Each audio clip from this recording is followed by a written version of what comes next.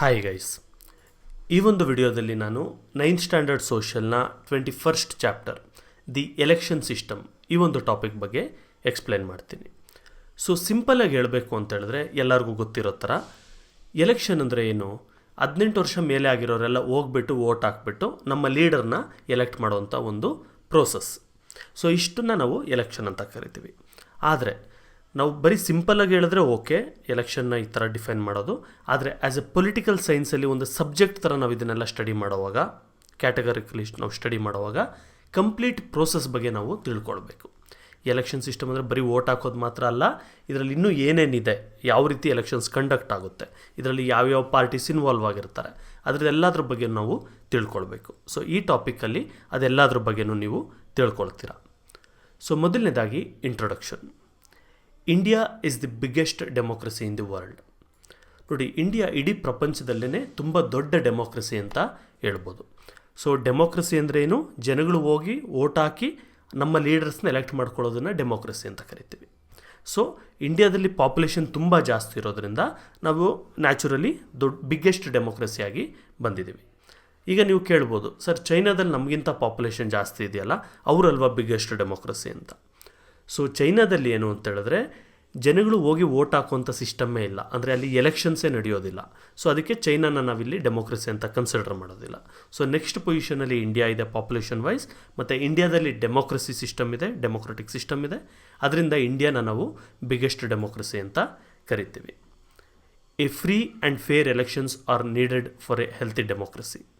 So ಯಾವುದೇ ಒಂದು democracy ಕರೆಕ್ಟಾಗಿ ಫಂಕ್ಷನ್ ಆಗಬೇಕು ಅಂದರೆ, ಚೆನ್ನಾಗಿರಬೇಕು ಅಂದರೆ, ಅಲ್ಲಿ ನಡೆಯುವಂಥ ಎಲೆಕ್ಷನ್ಸು ಫ್ರೀ ಆ್ಯಂಡ್ ಫೇರ್ ಆಗಿ ನಡಿಬೇಕು. ಏನು ಫ್ರೀ ಆ್ಯಂಡ್ ಫೇರ್ ಆಗಿ ನಡೆಯೋದು ಅಂದರೆ, ಇಲ್ಲಿ ಯಾವುದೇ ರೀತಿ ಗೋಲ್ಮಾಲ್ ಆಗಬಾರ್ದು. ಅಂದರೆ ರಿಗ್ಗಿಂಗ್ ಮಾಡೋದಿರ್ಬೋದು, ಇವಾಗೇನೋ ಒಂದು ವೋಟ್ ಒತ್ತುತ್ತಾ ಇರ್ತಾರೆ, ಎಲ್ಲ ಒಂದೇ ಪಾರ್ಟಿಗೆ ಹೋಗೋದು ಯಾರು ಗೊತ್ತಿದ್ರು, ಈ ಥರ ಯಾವುದೇ ರೀತಿಯ ಒಂದು ಮಾಲ್ ಪ್ರಾಕ್ಟೀಸಸ್ ಆಗಬಾರ್ದು. ಆವಾಗ ಮಾತ್ರ ಒಂದು ಡೆಮೋಕ್ರಸಿ ಸ್ಟ್ರಾಂಗ್ ಆಗಿರುತ್ತೆ. In order to ensure free and independent elections in India, the part 15 of our Constitution of India speaks about the Independent Election Commission in India from articles 324 to 329. ನೋಡಿ, ಈಗ ಒಂದು elections ನಡೆಸಬೇಕು ಅಂದರೆ ಯಾರು ನಡೆಸಬೇಕು? ಈಗ ಯಾವ ಪಾರ್ಟಿ ಅಧಿಕಾರದಲ್ಲಿರುತ್ತೆ, BJP ಅಧಿಕಾರದಲ್ಲಿದ್ದರೆ BJP, ಕಾಂಗ್ರೆಸ್ ಅಧಿಕಾರದಲ್ಲಿದ್ದರೆ ಕಾಂಗ್ರೆಸ್ ನಡೆಸಿದ್ರೆ ಆಗ ಅವ್ರಿಗೆ ಹೆಂಗೆ ಬೇಕೋ ಹಂಗೆ ಓಟ್ಗಳು ಬೀಳುತ್ತೆ. ಇವಾಗ ನಾವು ಬೇರೆ ಕೆಲವು ದೇಶಗಳಲ್ಲೆಲ್ಲ ನೋಡಿದ್ರೆ ಅದೇ ಥರ, ಯಾವ ಪಾರ್ಟಿ ಅಧಿಕಾರದಲ್ಲಿರುತ್ತೋ ಅವ್ರಿಗೆ ಏನು ಬೇಕೋ ಆ ರಿಸಲ್ಟ್ ಅವ್ರು ಕೊಟ್ಕೊಳ್ತಾರೆ. ಸೊ ಆ ಥರ ಆಗಬಾರ್ದು ಅಂತೇಳ್ಬಿಟ್ಟು ಇಂಡಿಯನ್ ಕಾನ್ಸ್ಟಿಟ್ಯೂಷನಲ್ಲಿ ನಾವೇನು ಮಾಡಿದ್ದೀವಿ, ಕೆಲವು ಆರ್ಟಿಕಲ್ಸ್ 324 329 ಕೆಲವು ಆರ್ಟಿಕಲ್ಸ್ ಏನು ಹೇಳುತ್ತೆ, ಈ ಎಲೆಕ್ಷನ್ ಕಮಿಷನ್ ಅನ್ನೋದನ್ನು ಕ್ರಿಯೇಟ್ ಮಾಡಬೇಕು. ಅಂದರೆ ಎಲೆಕ್ಷನ್ಸ್ ನಡೆಸೋದಕ್ಕೆ ಅಂತಲೇ ಒಂದು ಡಿಪಾರ್ಟ್ಮೆಂಟ್ ಇರಬೇಕು. ಆ ಡಿಪಾರ್ಟ್ಮೆಂಟ್ ಹೆಂಗೆ ಕೆಲಸ ಮಾಡಬೇಕು, ಏನು ಮಾಡಬೇಕು, ಅದೆಲ್ಲದ್ರ ಬಗ್ಗೆನೂ ಈ ಕೆಲವು ಆರ್ಟಿಕಲ್ಸ್ಗಳಲ್ಲಿ ಮೆನ್ಷನ್ ಮಾಡಿದ್ದೀವಿ. The election commission is N all India institution. So ಏನು ನಾವು ಕ್ರಿಯೇಟ್ ಮಾಡಿದ್ದೀವಿ ಈ ಎಲೆಕ್ಷನ್ ಕಮಿಷನ್ ಅಂತ ಎಲೆಕ್ಷನ್ಸ್ ನಡೆಸೋದಕ್ಕೆ, ಇದು ಇಡೀ ಇಂಡಿಯಾಗೆ ಇರುವಂಥ ಒಂದೇ ಒಂದು ಇನ್ಸ್ಟಿಟ್ಯೂಷನ್ ಅಂತ ಹೇಳ್ಬೋದು. It has responsibility to conduct both the central and state elections. ನೋಡಿ, ಈ ಒಂದು ಎಲೆಕ್ಷನ್ ಕಮಿಷನ್ಗೆ ಎಲ್ಲ ಎಲೆಕ್ಷನ್ಸ್ ಕಂಡಕ್ಟ್ ಮಾಡೋಕ್ಕೂ ಪವರ್ ಇರುತ್ತೆ. ಎಲ್ಲ ಅಂತ ಹೇಳಿದ್ರೆ ಸೆಂಟ್ರಲ್ಲು ಸ್ಟೇಟ್ ಎಲೆಕ್ಷನ್ಸ್ ಮಾತ್ರ. ಸೊ ಪಂಚಾಯತಿ ಲೆವೆಲ್ದೆಲ್ಲ ಬರೋದಿಲ್ಲ. ಸೊ ಸೆಂಟ್ರಲ್ ಎಲೆಕ್ಷನ್ಸ್ ಮತ್ತು ಸ್ಟೇಟ್ ಎಲೆಕ್ಷನ್ಸ್ ಕೂಡ ಕಂಡಕ್ಟ್ ಮಾಡ್ಬೋದು ಇವರು. The Election Commission conducts local body elections under the Article 324K and AZ. ನೋಡಿ, ಈ ಎಲೆಕ್ಷನ್ ಕಮಿಷನ್ ಏನು ಮಾಡುತ್ತೆ, ಈ ಲೋಕಲ್ ಬಾಡಿ ಎಲೆಕ್ಷನ್ಸ್ ಕೂಡ, ಅಂದರೆ ಈ ಗ್ರಾಮ ಪಂಚಾಯತಿ ಆ ಲೆವೆಲ್ ಎಲೆಕ್ಷನ್ಸ್ ಕೂಡ ಕಂಡಕ್ಟ್ ಮಾಡುತ್ತೆ. ಆದರೆ ಈ ಆರ್ಟಿಕಲ್ಸ್ ಪ್ರಕಾರ ಅಲ್ಲ, ಇದರಲ್ಲಿ ಸಬ್ ಆರ್ಟಿಕಲ್ಸ್ ಬರುತ್ತೆ 324K ಮತ್ತು 324AZ ಅಂತ. ಸೊ ಆ ಆರ್ಟಿಕಲ್ಸ್ ಪ್ರಕಾರ conduct ಮಾಡೋವಂಥದ್ದು.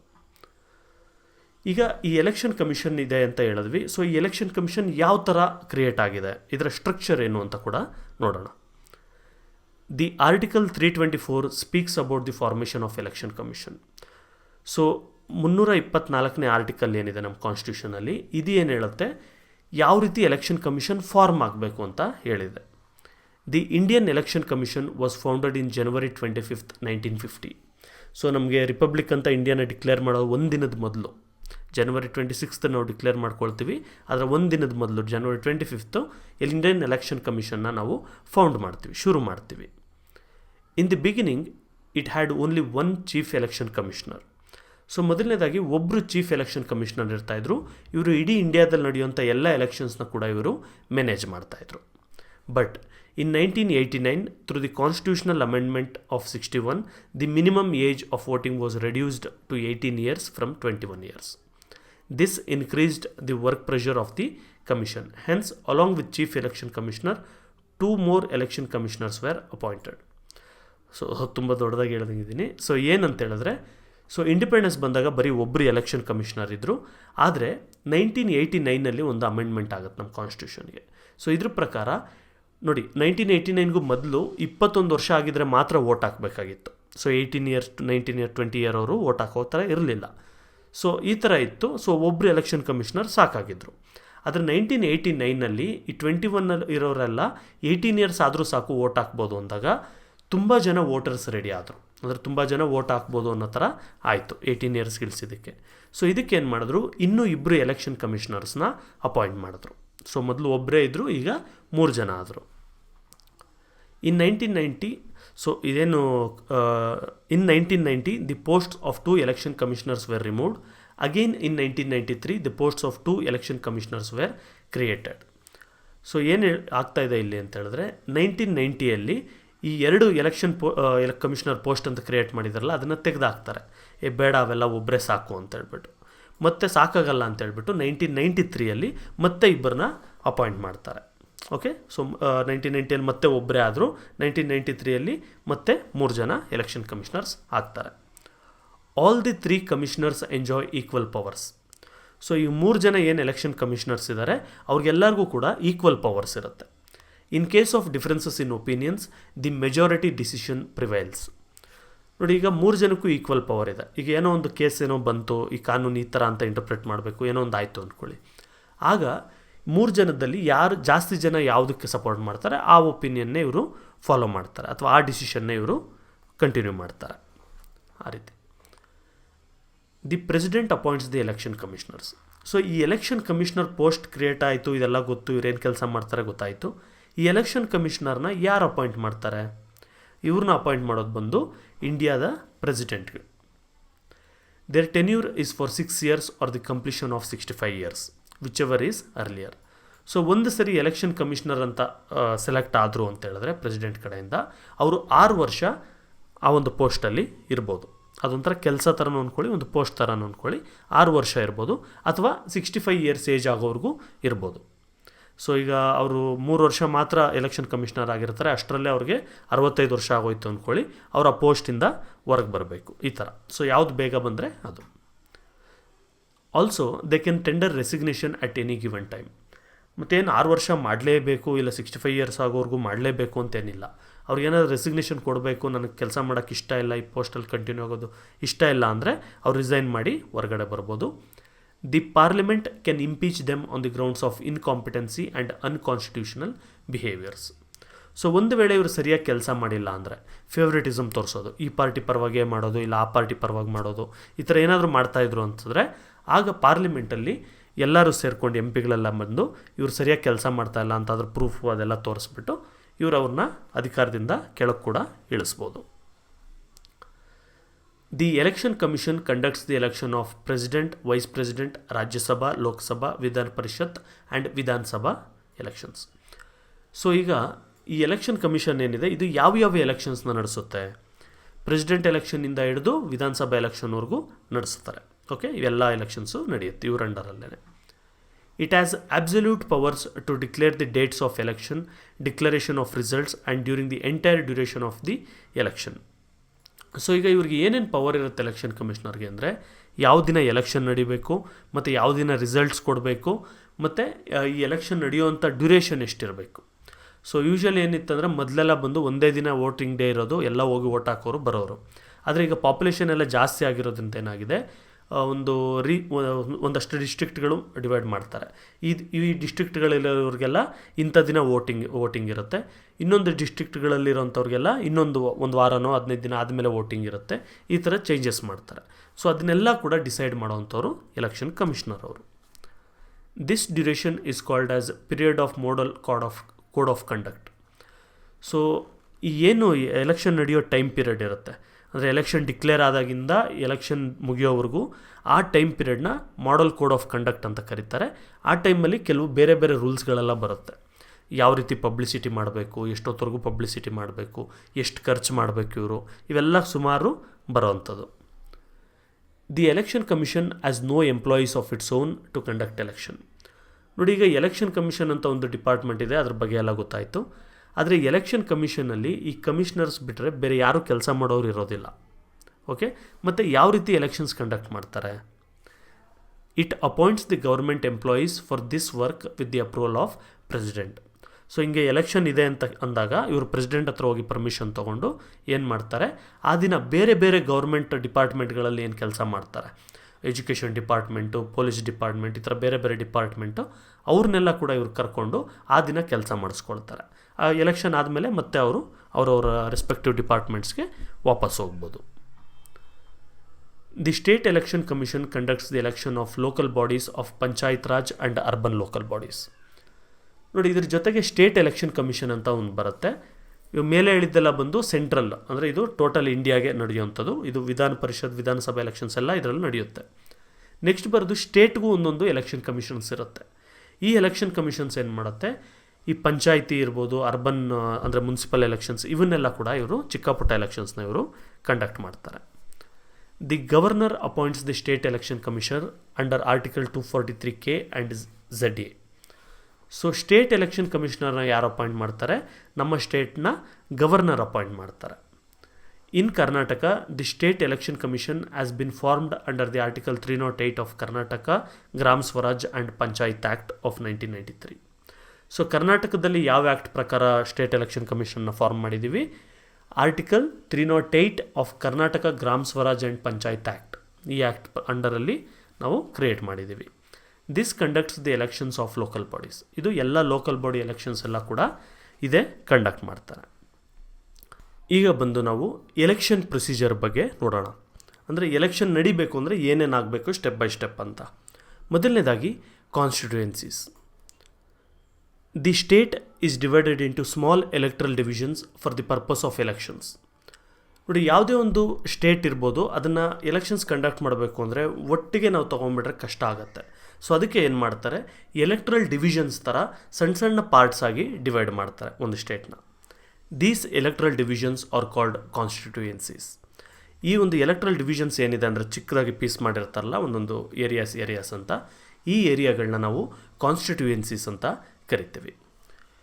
Constituencies are formed on the basis of population. Constituencies are of two types. One is Lok Sabha and other is Legislative Assembly constituency. ನೋಡಿ, ಈ ಒಂದು ವಿಧಾನಸಭಾ ಕ್ಷೇತ್ರ, ಲೋಕಸಭಾ ಕ್ಷೇತ್ರ ಅಂತ ಬರುತ್ತೆ ಯೂಶ್ವಲಿ ಕಾನ್ಸ್ಟಿಟ್ಯೂಯೆನ್ಸೀಸಲ್ಲಿ. ಇವನ್ನ ಯಾವ ಥರ ಫಾರ್ಮ್ ಮಾಡ್ತಾರೆ ಅಂದರೆ ಪಾಪ್ಯುಲೇಷನ್ ವೈಸ್. ಓಕೆ, ಈ ಏರಿಯಾದಲ್ಲಿ ಒಂದು 5 ಲಕ್ಷ ಜನ ಇದ್ದಾರೆ, ಸೊ ಇವರೆಲ್ಲ ಸೇರಿಬಿಟ್ಟು ಒಂದು ವಿಧಾನಸಭಾ ಕಾನ್ಸ್ಟಿಟ್ಯೂಯೆನ್ಸಿ ಅಥವಾ ವಿಧಾನಸಭಾ ಕ್ಷೇತ್ರ ಅಂತ, ಇನ್ನೊಂದು ಏರಿಯಾನ ಇನ್ನೊಂದು ವಿಧಾನಸಭಾ ಕ್ಷೇತ್ರ ಅಂತ ಡಿವೈಡ್ ಮಾಡ್ತಾರೆ. The members elected from the Lok Sabha constituencies become the members of Lok Sabha. So ಈ ಕಾನ್ಸ್ಟಿಟ್ಯೂಯೆನ್ಸೀಸಲ್ಲಿ 2 ಥರ ಇರುತ್ತೆ. ಒಂದು ಬಂದು ಲೋಕಸಭಾ ಕ್ಷೇತ್ರ, ಇನ್ನೊಂದು ಬಂದು ವಿಧಾನಸಭಾ ಕ್ಷೇತ್ರ ಅಂತ. ಸೊ ಯಾರ್ಯಾರು ವಿಧಾನಸಭಾ ಕ್ಷೇತ್ರದಲ್ಲಿ ಗೆಲ್ತಾರೆ, ಯಾರ್ಯಾರು ಲೋಕಸಭಾ ಕ್ಷೇತ್ರದಲ್ಲಿ ಗೆಲ್ತಾರೆ ಅವರೆಲ್ಲ ಮೆಂಬರ್ಸ್ ಆಫ್ ಲೋಕಸಭಾ ಆಗ್ತಾರೆ, ಅಥವಾ ಮೆಂಬರ್ ಆಫ್ ಪಾರ್ಲಿಮೆಂಟ್ ಅಂತಲೂ ಕರಿತೀವಿ, ಅಥವಾ MP ಗಳಂತ ಕೂಡ ಕರಿತೀವಿ. MP ಗಳು ಬಂದು ಲೋಕಸಭಾ ಕ್ಷೇತ್ರಗಳಿಗೆ.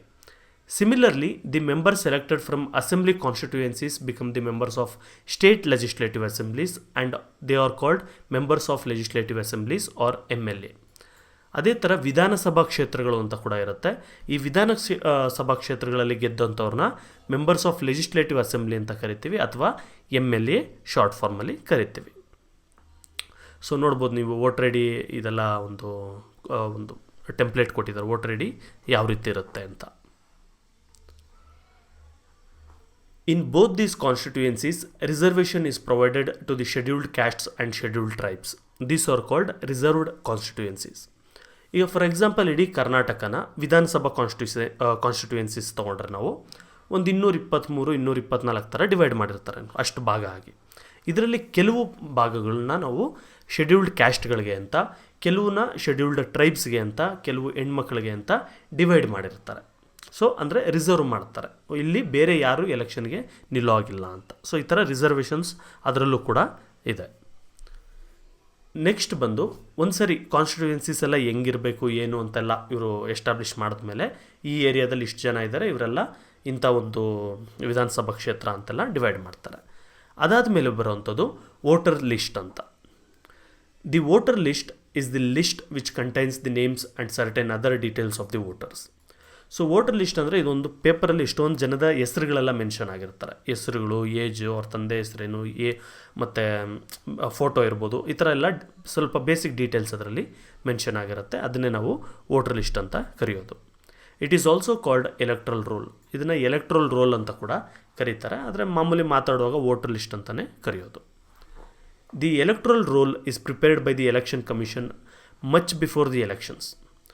ಸೊ ಏನು ವೋಟರ್ ಲಿಸ್ಟಲ್ಲಿ ಏನಿರುತ್ತೆ ಅಂತ ಹೇಳಿದ್ವಿ, ಯಾರ್ಯಾರು ವೋಟರ್ಸ್ ಇರ್ತಾರೆ ಅಂದರೆ ಒಂದು ಏರಿಯಾದಲ್ಲಿ 18 ವರ್ಷ ಮೇಲೆ ಇರೋರು ಯಾರ್ಯಾರು ವೋಟರ್ ಇದ್ದಾರೆ ಅವ್ರು ಎಲ್ಲರದ್ದು ಡೀಟೇಲ್ಸ್ ಇರುತ್ತೆ ಅಂತ ನಮಗೆ ಗೊತ್ತಾಯಿತು.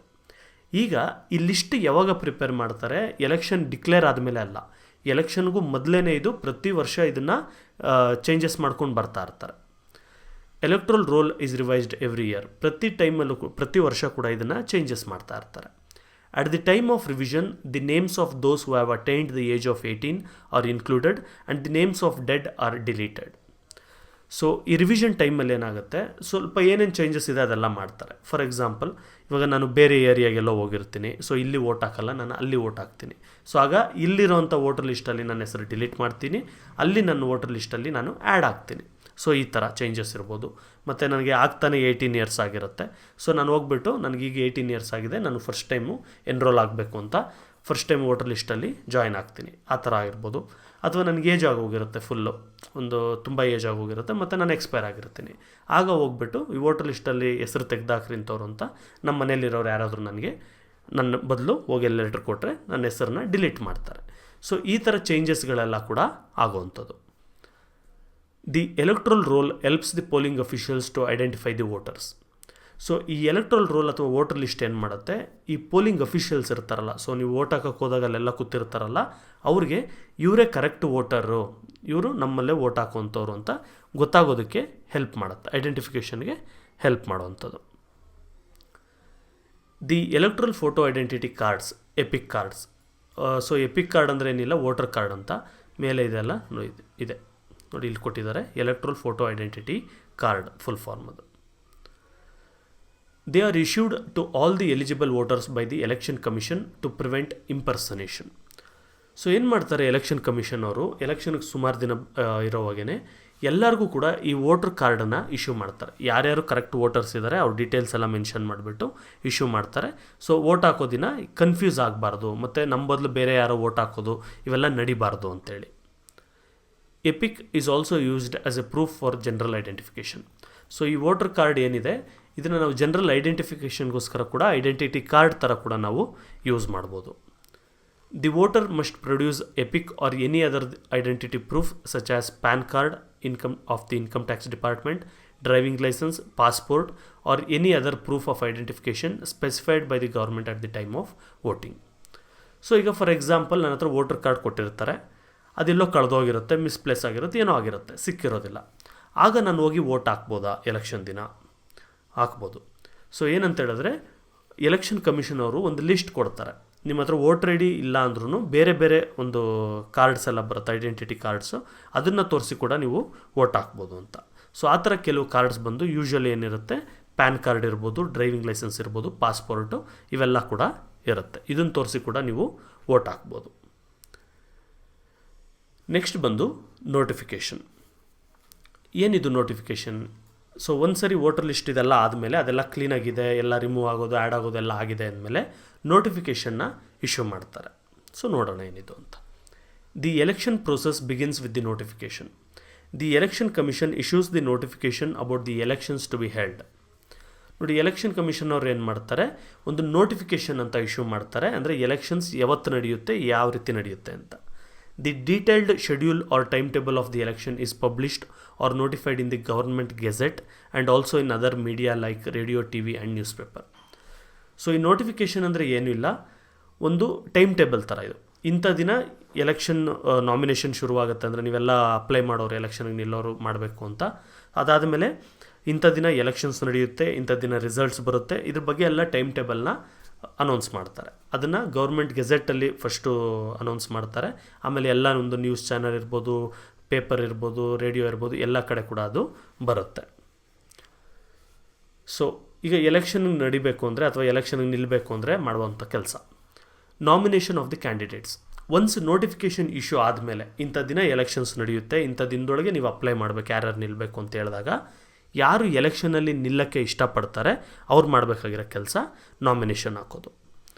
As ours is a representative democracy, people have the right to elect and right to contest. ನೋಡಿ, ನಮ್ಮಲ್ಲಿ ಯಾರು ಬೇಕಾದರೂ ಎಲೆಕ್ಷನ್ಗೆ ನಿಲ್ಬೋದು, ಯಾರು ಬೇಕಾದರೂ ವೋಟ್ ಹಾಕ್ಬೋದು. 18 ವರ್ಷ ಆಗಿದ್ರೆ ಸಾಕು ವೋಟ್ ಹಾಕ್ಬೋದು, ಮತ್ತು ಯಾರು ಬೇಕಾದರೂ ಎಲೆಕ್ಷನ್ಗೆ ನಿಲ್ಬೋದು ಅಂತ ರೂಲ್ಸ್ ಇರೋದು. The candidates who wish to contest the election must fulfill certain conditions and file their nomination papers before the authority appointed for the purpose. So ಯಾರು ಎಲೆಕ್ಷನ್ಗೆ ನಿಲ್ಲಬೇಕು ಅಂದ್ಕೊಂಡಿರ್ತಾರೆ ಅವರೇನು ಮಾಡಬೇಕು, ಅವ್ರದ್ದು ಏನೇನು ರೂಲ್ಸ್ ಕೊಟ್ಟಿರ್ತಾರೆ ಎಲೆಕ್ಷನ್ ಕಮಿಷನ್ ಅವರು ಅದನ್ನೆಲ್ಲ ಫಾಲೋ ಮಾಡಿಬಿಟ್ಟು ಅವರ ಡೀಟೇಲ್ಸ್ ಎಲ್ಲ ಫಿಲ್ ಮಾಡಿ, ಮತ್ತು ಅವ್ರದ್ದು ಕೆಲವು ಡಿಕ್ಲರೇಷನ್ಸ್ ಎಲ್ಲ ಇರುತ್ತೆ, ಆ ಡಿಕ್ಲರೇಷನ್ಸ್ ಎಲ್ಲ ಕೊಡೋದು, ಅದಕ್ಕೆ ಬೇಕಾಗಿರೋ ಡಾಕ್ಯುಮೆಂಟ್ಸ್ ಎಲ್ಲ ಅಟ್ಯಾಚ್ ಮಾಡಿಬಿಟ್ಟು ಅದನ್ನು ಟೋಟಲಾಗಿ ನಾಮಿನೇಷನ್ ಪೇಪರ್ಸ್ ಅಂತ ಕರಿತೀವಿ.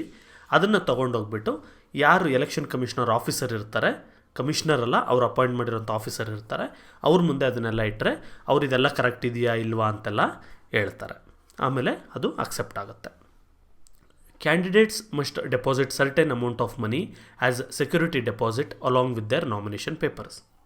ಸೊ ಈಗ ನಾಮಿನೇಷನ್ ಪೇಪರ್ ಹಾಕೋದಕ್ಕೂ ಮೊದಲು ಒಂದಿಷ್ಟು ಅಂತ ದುಡ್ಡು ಕಟ್ಟಬೇಕು. ಅದನ್ನು ನಾವು ಸೆಕ್ಯೂರಿಟಿ ಡೆಪಾಸಿಟ್ ಅಂತ ಕೇಳ್ತೀವಿ.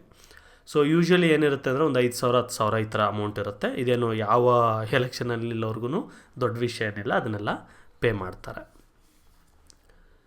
The political parties choose the candidates to represent the party. So ಈಗ ಮೇಲೆ ಏನು ಹೇಳಿದೆ ನಾನು, ಇಂಡಿವಿಜುವಲ್ ಆಗಿ ಹೋಗುವಂಥದ್ದು. ಅಂದರೆ ಈಗ ನನಗೆ ಎಲೆಕ್ಷನಾಗಿ ನಿಲ್ಲಬೇಕು ಅಂತಿದ್ರೆ ಡೈರೆಕ್ಟಾಗಿ ಹೋಗಿ ನಾನು ಅಪ್ಲೈ ಮಾಡಿ ನಾಮಿನೇಷನ್ ಪೇಪರ್ಸ್ನ ಫೈಲ್ ಮಾಡಿಬಿಟ್ಟು ನಾನು ನಿಲ್ಬೋದು. ಆದರೆ ಆಲ್ಮೋಸ್ಟ್ ಏನು ನಡೆಯುತ್ತೆ ಅಂದರೆ ಎಲ್ಲರೂ ಕೂಡ ಯಾವುದಾದ್ರೂ ಒಂದು ಪೊಲಿಟಿಕಲ್ ಪಾರ್ಟಿ ಜೊತೆ ಎಲೆಕ್ಷನ್ಗೆ ನಿಲ್ಲಕ್ಕೆ ಇಷ್ಟಪಡ್ತಾರೆ. So the political parties choose the candidates to represent the party. So ಪಾರ್ಟಿಯವ್ರು ಏನು ಮಾಡ್ತಾರೆ, ಈ ಏರಿಯಾದಲ್ಲಿ ಇಂಥವ್ರನ್ನ ನಮ್ಮ ಪಾರ್ಟಿ ಪರವಾಗಿ ನಿಲ್ಲಿಸ್ತೀವಿ, ಇಂಥ ಏರಿಯಾದಲ್ಲಿ ಇಂಥವ್ರನ್ನ ನಮ್ಮ ಪಾರ್ಟಿ ಪರವಾಗಿ ನಿಲ್ಲಿಸ್ತೀವಿ ಅಂತ.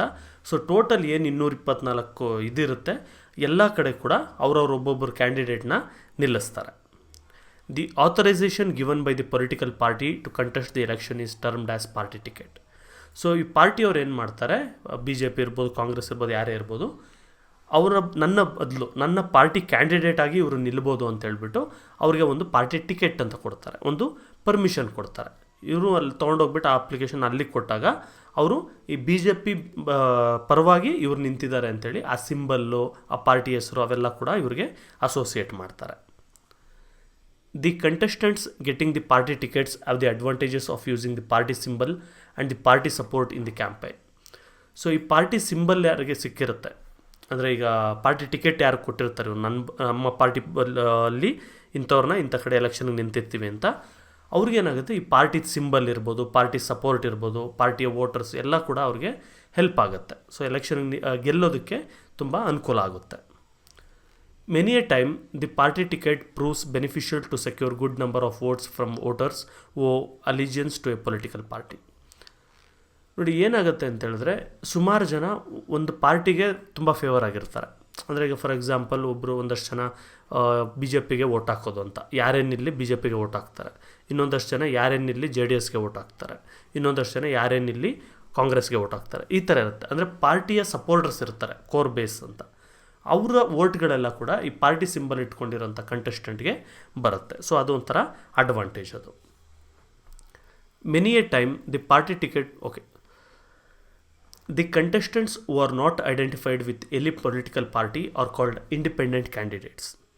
ಸೊ ಯಾವ ಕಂಟೆಸ್ಟೆಂಟ್ಸ್ಗಳಿಗೆ ಯಾವುದೇ ಒಂದು ಪೊಲಿಟಿಕಲ್ ಪಾರ್ಟಿಯ ಸಪೋರ್ಟ್ ಇರೋದಿಲ್ಲ, ಅಂದರೆ ಈಗ ನಾನು BJP ಕಡೆನೂ ಹೋಗಲ್ಲ, ನಾನು ಕಾಂಗ್ರೆಸ್ ಕಡೆನೂ ಹೋಗಲ್ಲ ಅಂತ ಹೇಳಿದ್ರೆ ಅಂಥ ಕಂಟೆಸ್ಟೆಂಟ್ಸ್ಗೆ ಇಂಡಿಪೆಂಡೆಂಟ್ ಕ್ಯಾಂಡಿಡೇಟ್ಸ್ ಅಂತ ಕರೀತಾರೆ. ಅಂದರೆ ಇವರು ಯಾವುದೇ ಪಾರ್ಟಿ ಅಂಡರಲ್ಲಿಲ್ಲ, ಇವ್ರ ಪಾಡಿಗೆ ಇವರು ಓನ್ ಆಗಿದ್ದಾರೆ ಅಂತ. Such independent candidates R allotted symbols by the election commission. So ಈ ರೀತಿ ಎಲೆಕ್ಷನ್ ನಿಲ್ಲುವಂಥ ಇಂಡಿಪೆಂಡೆಂಟ್ ಕ್ಯಾಂಡಿಡೇಟ್ಸ್ಗೆ ಎಲೆಕ್ಷನ್ ಕಮಿಷನ್ ಅವರೇ ಕೆಲವು ಸಿಂಬಲ್ಸ್ನ ಕೊಡ್ತಾರೆ. ಓಕೆ, ಏನು ಈಗ ಕಮಲ ಇದೆ ಅದು BJPಗೆ, ಹಸ್ತ ಇದೆ ಅದು ಕಾಂಗ್ರೆಸ್ಗೆ ಅಂತಿರುತ್ತೆ. ಅದನ್ನು ಬಿಟ್ಟು ಬೇರೆ ಒಂದು ಸಿಂಬಲ್ಗಳಲ್ಲಿ ಇವ್ರಿಗೆ ಆಪ್ಷನ್ ಕೊಟ್ಟು ಯಾವುದಾದ್ರು ಒಂದು ಚೂಸ್ ಮಾಡ್ಕೊಳ್ಳಿ ಅಂತ ಹೇಳ್ತಾರೆ. ನೆಕ್ಸ್ಟ್ ಬಂದು ಸ್ಕ್ರೂಟಿನಿ ಆಫ್ ನಾಮಿನೇಷನ್. ಅಂದರೆ ನಾಮಿನೇಷನ್ ಇವ್ರು ಏನೇನು ಹಾಕಿರ್ತಾರೆ ಯಾರ್ಯಾರು ಅಪ್ಲಿಕೇಶನ್ಸ್ ಎಲ್ಲ, ಅವೆಲ್ಲ ಕರೆಕ್ಟ್ ಇದೆಯಾ ಇಲ್ವಾ ಅಂತ ಚೆಕ್ ಮಾಡೋವಂಥದ್ದು. The nomination papers filed by the candidates are scrutinized by the appointed authority.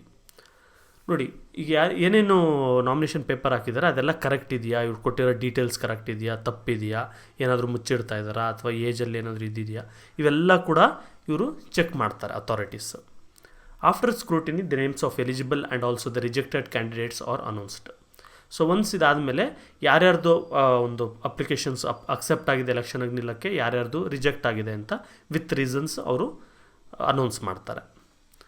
Next ಬಂದು ವಿಡ್ರಾಲ್ ಆಫ್ ನಾಮಿನೇಷನ್ ಪೇಪರ್ಸ್. ಈಗ ಒಂದು ಸರಿ ಇದೆಲ್ಲ ಆಯಿತು, ಅಕ್ಸೆಪ್ಟ್ ಆಯಿತು ಅಂದ್ಕೊಳ್ಳಿ. ಆಮೇಲೆ the amount after the announcement of the list the eligible candidates are given time limit to withdraw their nomination if they desire so. ಈಗ ನಾನು ಎಲೆಕ್ಷನ್ಗೆ ನಿಂತು ಬಿಟ್ಟಿರ್ತೀನಿ, ನಾನು ಇಂಡಿಪೆಂಡೆಂಟ್ ಆಗೋ ಪಾರ್ಟಿ ಪರವಾಗೋ ಏನೋ ಒಂದು ಎಲೆಕ್ಷನ್ಗೆ ನಿಂತಿರ್ತೀನಿ. ನನ್ನ ಪೇಪರ್ಸ್ ಕೂಡ ಅಕ್ಸೆಪ್ಟ್ ಆಗಿರುತ್ತೆ, ನಾನು ನಾಮಿನೇಟೆಡ್ ಕ್ಯಾಂಡಿಡೇಟ್ ಕೂಡ ಆಗಿರ್ತೀನಿ. ಈಗ ನನಗೆ ಲಾಸ್ಟು ಇಷ್ಟು ಅಂತ ಟೈಮ್ ಇರುತ್ತೆ. ನಾನು ಅಕಸ್ಮಾತ್ ಏನಾದರೆ ಬೇಡಪ್ಪ ಎಲೆಕ್ಷನ್ಗೆ ನಿಲ್ಲೋದು ಅಂತ ನಾನು ರಿಟರ್ನ್ ತೊಗೊಬೇಕು ಅಂದರೆ ಆ ರಿಟರ್ನ್ ತೊಗೊಳಕ್ಕೂ ಒಂದು 3 ದಿನ 4 ದಿನ ಅಂತ ಟೈಮ್ ಇರುತ್ತೆ. ಅದರೊಳಗೆ ನಾನು ರಿಟರ್ನ್ ತೊಗೊಳ್ಬೇಕು. ನೆಕ್ಸ್ಟ್ ಬಂದು ಎಲೆಕ್ಷನ್ ಕ್ಯಾಂಪೈನ್. ಸೊ ಒನ್ಸ್ ಈ ನಾಮಿನೇಷನ್ ಪೇಪರ್ಸು ಇದೆಲ್ಲ ಆದಮೇಲೆ ಕ್ಯಾಂಪೈನಿಂಗ್ ಶುರುವಾಗುತ್ತೆ. ಅಂದರೆ ಯಾರಿಗೆ ನಮ್ಗೆ ಓಟ್ ಹಾಕ್ರಿ ಅಂತೆಲ್ಲ ಕೇಳ್ತಾರಲ್ಲ ಅದು. The election campaign starts after the announcement of the final list of candidates. So ಈ ಕ್ಯಾಂಡಿಡೇಟ್ಸ್ದು ಲಿಸ್ಟ್ ಏನು ಅನೌನ್ಸ್ ಆಗುತ್ತೆ ಅದಾದಮೇಲೆ ಫುಲ್ಲು ಎಲೆಕ್ಷನ್ ಕ್ಯಾಂಪೈನ್ ಶುರುವಾಗುತ್ತೆ. ಯೂಶ್ವಲಿ ಅದಕ್ಕೂ ಮೊದಲೇ ಶುರುವಾಗಿ ಹೋಗುತ್ತೆ. ಎಲೆಕ್ಷನ್ ಇನ್ನೊಂದು 6 ತಿಂಗಳಿದೆ ಅನ್ನೋವಾಗೆ ಎಲ್ಲ ಶುರು ಮಾಡ್ತಾರೆ, ಆದರೆ ಅಫಿಷಿಯಲ್ಲಾಗಿ ಇವಾಗ ಶುರುವಾಗುತ್ತೆ. The campaign must end 48 hours before the closure of election. So ಈ ಕ್ಯಾಂಪೈನ್ ಇವ್ರು ಯಾವಾಗಂದ್ರೆ ಅವಾಗ ಮಾಡಿಕೊಂಡು ಎಷ್ಟು ದಿನ ಬೇಕಾದ್ರೆ ಅಷ್ಟು ದಿನ ಮಾಡೋಗಿಲ್ಲ. ಎಲೆಕ್ಷನ್ ನಡೆಯೋದಕ್ಕೂ 2 ದಿನ ಮೊದಲೇ, ಅಂದರೆ 48 hours ಅಂದರೆ 2 days, 2 days ಮೊದಲೇ ಕ್ಯಾಂಪೈನು ನಿಲ್ಲಿಸಬೇಕು. ಎಲೆಕ್ಷನ್ಗೆ ಇನ್ನೂ ನಾಳೆ ಇದೆ ನಾಡಿದ್ದಿದೆ ಅನ್ನೋವಾಗ ಯಾವುದೇ ರೀತಿಯ ಇವರು ಕ್ಯಾಂಪೈನ್ಗಳು ಅನೌನ್ಸ್ಮೆಂಟ್ಗಳು ಮಾಡೋ ಹಾಗೆ ಇಲ್ಲ. During the campaign the political parties announce several policies and programmes and promise to people to fulfil those if voted to power. So ಈ ಕ್ಯಾಂಪೈನ್ ಅವಾಗ ಏನು ಮಾಡ್ತಾರೆ ಅಂದರೆ ಈ ಪೊಲಿಟಿಕಲ್ ಪಾರ್ಟೀಸ್ ಇರ್ಬೋದು ಅಥವಾ ಇಂಡಿಪೆಂಡೆಂಟ್ ಕ್ಯಾಂಡಿಡೇಟ್ಸ್ ಇರ್ಬೋದು, ಇವರೆಲ್ಲ ಅವರು ಜನಗಳಿಗೋಸ್ಕರ ನಾವು ಗೆದ್ದು ಬಂದರೆ ಏನು ಮಾಡ್ತೀವಿ ಅಂತ ಹೇಳ್ತಾರೆ. ಸೊ ಈಗ ನಾನು ಗೆದ್ದು ಬಂದಿದ್ದೀನಿ, ನನಗೆ ಗೆದ್ದು ಬಂದರೆ ನಿಮಗೆ ಈ ಥರ ಹೆಲ್ಪ್ ಮಾಡಿಕೊಡ್ತೀನಿ, ನಾನು ಗೆದ್ದು ಬಂದರೆ ಈ ಥರ ನಮಗೆ ಹೆಲ್ಪ್ ಮಾಡ್ತೀನಿ ಅಂತೆಲ್ಲ ಹೇಳ್ತಾರೆ. ಆದರೆ ಪ್ರೀವಿಯಸ್ಲಿ ಗೆದ್ದಿದ್ದವಾಗ ಏನು ಮಾಡಿದೆ ಅಂತ ಯಾರೂ ಹೇಳಲ್ಲ. Such kind of promises are given in the election manifesto. So ಇವರೊಂದು ಎಲೆಕ್ಷನ್ ಮ್ಯಾನಿಫೆಸ್ಟೋ ಅಂತ ಒಂದೊಂದು ಪಾರ್ಟಿಯವರು ಒಂದೊಂದು ರಿಲೀಸ್ ಮಾಡ್ತಾರೆ. ಅದರಲ್ಲಿ ಈ ಪಾರ್ಟಿಯವ್ರ ಅಧಿಕಾರಕ್ಕೆ ಬಂದರೆ ಏನೇನು ಮಾಡ್ತೀವಿ ಅಂತೆಲ್ಲ ಕೂಡ ಕಂಪ್ಲೀಟ್ ಲಿಸ್ಟ್ ಇರುತ್ತೆ. Public meetings, door to door campaigns, banners, cutouts, posters, pamphlets, flags and catchy slogans are common during propaganda. So ಈ ಎಲೆಕ್ಷನ್ ಕ್ಯಾಂಪೇನ್ ಏನು ನಡೆಯುತ್ತೆ ಅಲ್ಲೆಲ್ಲ ಪಬ್ಲಿಕ್ ಮೀಟಿಂಗ್ಗಳು ನಡೀತಾ ಇರುತ್ತೆ, ರ್ಯಾಲಿಗಳು ಮಾಡ್ತಾ ಇರ್ತಾರೆ, ಮನೆ ಹತ್ರ ಬರೋದು, ಪಾಂಪ್ಲೆಟ್ಸ್ ಕೊಡೋದು, ವೋಟ್ ಹಾಕ್ರಿ ಅಂತ ಹೇಳೋದು, ಎಲ್ಲಿ ನೋಡಿದ್ರೆ ಅಲ್ಲಿ ಬ್ಯಾನರ್ ಹಾಕೋದು, ಅವರ ಲೀಡರ್ಗಳ ಕಟೌಟ್ ನಿಲ್ಲಿಸೋದು, ಪೋಸ್ಟರ್ಗಳು ಅಂಟಿಸೋದು, ಪಾಂಪ್ಲೆಟ್ಗಳು, ಫ್ಲ್ಯಾಗ್ಗಳು ಮತ್ತು ಹಾಡುಗಳೆಲ್ಲ ಹಾಕ್ಕೊಳ್ಳೋದು. ಎಂತೆಂಥ ಒಳ್ಳೆ ಹಾಡುಗಳ್ನೆಲ್ಲ ಅವಾಗ ಮರ್ಡರ್ ಮಾಡಿರ್ತಾರೆ. ಆ ಥರ ಒಳ್ಳೆ ಹಾಡುಗಳಿಗೆಲ್ಲ ಚೇಂಜಸ್ ಮಾಡ್ಕೊಂಡು ಇವ್ರ ಪಾರ್ಟಿ ಹೆಸರುಗಳು ಹಾಕ್ಕೊಂಡು ಎಲ್ಲ ಮಾಡಿರ್ತಾರೆ. ಮತ್ತು ಒಳ್ಳೊಳ್ಳೆ ಸ್ಲೋಗನ್ಸ್ ಕೂಡ ಇಟ್ಟಿರ್ತಾರೆ, ನಮಗೆ ವೋಟ್ ಹಾಕ್ರಿ ಅನ್ನೋ ಥರ. All the contesting candidates have to follow the model code of conduct announced by the election commission. So ಯಾರ್ಯಾರು ಕ್ಯಾಂಡಿಡೇಟ್ಸ್ ಇಲ್ಲಿ ಎಲೆಕ್ಷನ್ಗೆ ನಿಂತಿರ್ತಾರೆ ಅವರೆಲ್ಲ ಕೂಡ ಮಾಡೆಲ್ ಕೋಡ್ ಆಫ್ ಕಂಡಕ್ಟ್ ಅಂತ ಒಂದು ಅನೌನ್ಸ್ ಮಾಡಿರ್ತಾರೆ ಎಲೆಕ್ಷನ್ ಕಮಿಷನರ್ ಅವರು, ಅದನ್ನು ಫಾಲೋ ಮಾಡಬೇಕು. ಏನಿಲ್ಲ, ಇಷ್ಟೇ ಖರ್ಚು ಮಾಡಬೇಕು, ಇಷ್ಟೇ ಗಾಡಿಗಳು ಯೂಸ್ ಮಾಡಬೇಕು, ಇಷ್ಟೋದ್ರ ಮೇಲೆ ನೀವು ಪ್ರಚಾರ ಮಾಡೋ ಹಂಗಿಲ್ಲ, ಈ ಥರ ಎಲ್ಲ ಕೆಲವು ರೂಲ್ಸ್ ಇರುತ್ತೆ, ಅದನ್ನು ಫಾಲೋ ಮಾಡೋವಂಥದ್ದು. ನೋಡಿ, ಇಲ್ಲಿ 2 ಮಿಷಿನ್ ಕೊಟ್ಟಿದ್ದಾರೆ, VVPAT ಅಂತ ಒಂದು ಮತ್ತು EVM ಅಂತ ಒಂದು. 2 ಎಲೆಕ್ಟ್ರಾನಿಕ್ ವೋಟಿಂಗ್ ಮಿಷಿನ್ಸೇ ಇದು. ನಾವು ಇಲ್ಲಿ ಪ್ರೆಸ್ ಮಾಡಿದ್ರೆ ಅದು ರಿಜಿಸ್ಟರ್ ಆಗುತ್ತೆ, ನಾವು ಯಾವ ಪಾರ್ಟಿಗೆ ವೋಟ್ ಹಾಕ್ತಾಯಿದ್ದೀವಿ ಏನು ಅಂತೆಲ್ಲ ಆ್ಯಡ್ ಆಗುತ್ತೆ. ಮತ್ತು ಇಲ್ಲಿ ಒಂದು ಸ್ಲಿಪ್ ಕೂಡ ಬರುತ್ತೆ ನಮಗೆ. ಇವಾಗೆಲ್ಲ ಏನಂತ ಹೇಳಿದ್ರೆ ಹೊಸ ಸಿಸ್ಟಮ್ ಬಂದಿದೆ, ನಾವು ಯಾವುದು ಕೊತ್ತಿದ್ದೀವಿ ಅನ್ನೋದಕ್ಕೆ ಅದರದ್ದು ಪೇಪರಲ್ಲಿ ಅದು ಪ್ರಿಂಟ್ ಆಗಿಬಿಟ್ಟು ಆ ಸಿಂಬಲ್ಲು ನಮಗೆ ಪ್ರಿಂಟ್ ಬರುತ್ತೆ. ಆ ಪೇಪರ್ನ ತೊಗೊಂಡೋಗಿ ಇನ್ನೊಂದು ಬಾಕ್ಸಲ್ಲಿ ಕೂಡ ನಾವು ಹಾಕಬೇಕು. ಸೊ ಏನಾದರೂ ಹ್ಯಾಕಿಂಗ್ ಆಗಿಬಿಟ್ಟಿದೆ ಅದು ಇದು ಅಂತೆಲ್ಲ ಕತೆಗಳು ಹೇಳ್ತಾರಲ್ಲ, ಆ ಥರ ಕತೆ ಹೇಳಿದಾಗ ನೋಡಪ್ಪ ಮ್ಯಾನ್ಯಲಾಗು ಚೆಕ್ ಮಾಡ್ಕೊ ಅಂತ ಅವರು ಕೊಡೋದಕ್ಕೆ ಈಸಿ ಆಗುತ್ತೆ. ನೆಕ್ಸ್ಟು ಪ್ರಚಾರ ಎಲ್ಲ ಮುಗೀತು. ನೆಕ್ಸ್ಟು ಪೋಲಿಂಗ್ ಡೇ ಅಂದರೆ ಎಲೆಕ್ಷನ್ ಡೇ ಅಂತ. Polling day is the day of voting or day of election. ಅಂದರೆ ಎಲೆಕ್ಷನ್ ಆಗೋ ದಿನ ಅಥವಾ ಯಾರು ವೋಟ್ ಹಾಕಿ ಬರೋವಂಥ ದಿನ ಅದು. On the polling day the voters go to the assigned polling booths to vote. ನೋಡಿ, ಎಲ್ಲ ವೋಟರ್ಸ್ಗೂ ಕೂಡ ನೀವು ಇಂಥ ಕಡೆ ವೋಟ್ ಹಾಕ್ಬೋದು ಅಂತ ಒಂದು ಗೊತ್ತಿರುತ್ತೆ. ಸೊ ಈ ಏರಿಯಾದಲ್ಲಿರೋರೆಲ್ಲ ಇಂಥ ಕಡೆ ಹೋಗಿ ವೋಟ್ ಹಾಕಬೇಕು ಅಂತ. ಸೊ ಅಂಥ ಕಡೆ ಹೋಗ್ಬಿಟ್ಟು ವೋಟ್ ಹಾಕುವಂಥ ಒಂದು ದಿನ. Polling booth is A place of voting. Polling booth ಅಂದರೆ ಏನು? ನೀವು ಎಲ್ಲಿ ವೋಟ್ ಹಾಕ್ತೀರಾ ಆ ಒಂದು ಜಾಗ. ಯೂಶ್ವಲಿ ಯಾವ್ದಾದ್ರು ಸ್ಕೂಲ್ಸ್ ಇರ್ಬೋದು ಅಂಥದನ್ನೆಲ್ಲ ಯೂಸ್ ಮಾಡ್ಕೊಳ್ತಾರೆ. Polling officials are appointed to manage the polling booths. ನೋಡಿ, ಪೋಲಿಂಗ್ ಬೂತ್ಸಲ್ಲಿ ಯಾವ ಥರ ನಡಿಬೇಕು ಎಲೆಕ್ಷನ್ಸ್ ಅದೆಲ್ಲ ನೋಡ್ಕೊಳ್ಳೋದಕ್ಕೆ ಅಂತ ಇನ್ಚಾರ್ಜ್ ಆಗಿ ಪೋಲಿಂಗ್ ಅಫಿಷಿಯಲ್ಸ್ನ ಅಪಾಯಿಂಟ್ ಮಾಡಿರ್ತಾರೆ. In the polling booths ballot papers are provided to the voters to cast their votes. Actually ಇದೆಲ್ಲ ಬಂದು ಹಳೇದು. ಇವಾಗ ಯಾವುದೇ ರೀತಿ ಬ್ಯಾಲೆಟ್ ಪೇಪರ್ಸ್ ಕೊಡಲ್ಲ, ಏನೂ ಇಲ್ಲ. ಚಿಕ್ಕ ಪುಟ್ಟ ಇದು ಎಲೆಕ್ಷನ್ಸಲ್ಲಿ ಕೊಡ್ತಾರೆ ಅಂದ್ಕೊಳ್ತೀನಿ, ಯಾವುದಾದ್ರು ಸಂಘ ಸಂಸ್ಥೆಗಳಿಗೆ ನಡೆಯೋದ್ರಲ್ಲಿ. ಮೋಸ್ಟ್ಲಿ ಪಬ್ಲಿಕ್ ಎಲೆಕ್ಷನ್ಸ್ ಯಾವುದ್ರಲ್ಲೂ ಕೊಡಲ್ಲ. ಸೊ ಆದರೂ ಹೇಳ್ತೀನಿ, ಒಂದು ಬ್ಯಾಲೆಟ್ ಪೇಪರ್ಸ್ ಅಂತ ಕೊಡ್ತಾರೆ. ಒಂದು ಶೀಟ್ ಇರುತ್ತೆ, ಅದರಲ್ಲಿ ಶೀಟಲ್ಲಿ ಹೆಸರುಗಳು, ಅವ್ರ ಸಿಂಬಲ್ಗಳು ಎಲ್ಲ ಮೆನ್ಷನ್ ಮಾಡಿರ್ತಾರೆ. ಪಕ್ಕದಲ್ಲಿ ಒಂದು ಖಾಲಿ ಜಾಗ ಇರುತ್ತೆ. ಇದನ್ನು ಬ್ಯಾಲೆಟ್ ಪೇಪರ್ ಅನ್ನೋದು. Ballot papers contain the names of country. Okay, ಅದು. ಸೊ ಏನು ಮಾಡಬೇಕು, ಅಲ್ಲಿ ಖಾಲಿ ಇರೋವಂಥ ಜಾಗದಲ್ಲಿ ಹೋಗ್ಬಿಟ್ಟು ಇವರು ಒಂದು ಸೀಲ್ ಕೊಟ್ಟಿರ್ತಾರೆ ಇವ್ರಿಗೆ. ಆ ಸೀಲ್ನ ಆ ಖಾಲಿ ಜಾಗದಲ್ಲಿ ಒತ್ತಬೇಕು. ಸೊ ಯಾರ ಪಕ್ಕದಲ್ಲಿ ಆ ಸೀಲ್ ಇರುತ್ತೆ ಅವ್ರಿಗೆ ಆ ವೋಟ್ ಹಾಕಿದ್ದಾರೆ ಅಂತ ಅರ್ಥ. The election symbols help the illiterate masses and also others to identify the candidates. So symbols ಏನಕ್ಕಿರುತ್ತೆ, ಈಗ ಕಮಲ ಥರ, ಹಸ್ತ ಥರ ಎಲ್ಲ ಏನಕ್ಕಿರುತ್ತೆ, ಯಾರು ಓದ್ಕೊಂಡಿರಲ್ಲ, ಹೆಸ್ರು ಓದಕ್ಕೆ ಬರಲ್ಲ, ಆ ಥರ ಎಲ್ಲ ಇರುತ್ತಲ್ಲ, ಅವರು ಆ ಪಾರ್ಟಿ ಸಿಂಬಲ್ನ ನೋಡಿ ಹೋಗಿ ವೋಟ್ ಹಾಕ್ಬೋದು, ಅವ್ರಿಗೆ ಹೆಲ್ಪ್ ಆಗಲಿ ಅಂತ. Electronic voting machines are replacing the ballot papers nowadays. Almost ಇಂಡಿಯಾದಲ್ಲಿ ಯಾವುದು ಕೂಡ ಬ್ಯಾಲೆಟ್ ಪೇಪರ್ಸ್ ಇಲ್ಲ. ಎಲ್ಲ ಎಲೆಕ್ಷನ್ಸಲ್ಲೂ EVMs ಇರೋದು, ಎಲೆಕ್ಟ್ರಾನಿಕ್ ವೋಟಿಂಗ್ ಮಿಷಿನ್ಸೇ ಇರೋವಂಥದ್ದು. The voters record their votes through EVMs by pressing a button in front of the candidates. So ಆ ಕ್ಯಾಂಡಿಡೇಟ್ ಪಕ್ಕದಲ್ಲಿ ನೋಡಿ, ಈ ಥರ ಒಂದು ಕ್ಯಾಂಡಿಡೇಟ್ ಹೆಸರು ಸಿಂಬಲ್ ಎಲ್ಲ ಇರುತ್ತೆ, ಅದ್ರ ಪಕ್ಕದಲ್ಲಿ ಒಂದು ಬಟನ್ ಇರುತ್ತೆ, ಅದನ್ನು ಪ್ರೆಸ್ ಮಾಡಿದ್ರೆ ಆಯಿತು. The ballot boxes or EVMs are sealed after the election and carried to the counting centres. So ಈ ಏನು EVM ಬಾಕ್ಸ್ಗಳಿರುತ್ತೆ ಅಥವಾ ಬ್ಯಾಲೆಟ್ ಬಾಕ್ಸ್ಗಳಿರುತ್ತೆ ಪೇಪರ್ ವೋಟ್ ಆದರೆ, ಅದನ್ನೆಲ್ಲ ಕೂಡ ಸೀಲ್ ಮಾಡಿಬಿಟ್ಟು, ಆ ಪೋಲಿಂಗ್ ಬೂತಲ್ಲಿ ಅದೆಲ್ಲ ಕ್ಲೀನಾಗಿ ಸೀಲ್ ಮಾಡಿಬಿಟ್ಟು ಅದನ್ನು ಕೌಂಟಿಂಗ್ ಸೆಂಟರ್ಸ್ಗೆ ಶಿಫ್ಟ್ ಮಾಡ್ತಾರೆ. ನೆಕ್ಸ್ಟ್ ಬಂದು ಕೌಂಟಿಂಗ್ ಆಫ್ ವೋಟ್ಸ್. ಯಾವ ರೀತಿ ವೋಟ್ಸ್ನ ಕೌಂಟ್ ಮಾಡ್ತಾರೆ. Counting of votes is done at the counting centers by the counting officials in the presence of the candidates and their agents. So counting ಯಾವಾಗ ಮಾಡ್ತಾರೆ, ಯಾವುದೋ ಒಂದು ಇಂಥ ದಿನದಿಂದ ಕೌಂಟಿಂಗ್ ಶುರುವಾಗುತ್ತೆ ಅಂತಾರೆ. ಆ ದಿನ ಎಲ್ಲ ಅಫಿಷಿಯಲ್ಸ್ ಕೂಡ ಆ ಒಂದು ಬಿಲ್ಡಿಂಗ್, ಒಂದು ತುಂಬ ಸೆಕ್ಯೂರ್ ಆಗಿರೋಂಥ ಒಂದು ಬಿಲ್ಡಿಂಗ್ ಹತ್ರ ಹೋಗ್ತಾರೆ. ಅಲ್ಲಿ ಯಾರ್ಯಾರು ಏಜೆಂಟ್ಸ್ ಇರ್ತಾರೆ, ಕ್ಯಾಂಡಿಡೇಟ್ಸ್ನ ಅಥವಾ ಪಾರ್ಟಿ ಏಜೆಂಟ್ಸ್ ಇರ್ಬೋದು ಅವರು, ಮತ್ತು ಎಲೆಕ್ಷನ್ಗೆ ಯಾರು ನಿಂತಿರ್ತಾರೆ ಅವರು, ಇವ್ರು ಮಾತ್ರ ಹೋಗ್ಬೋದು.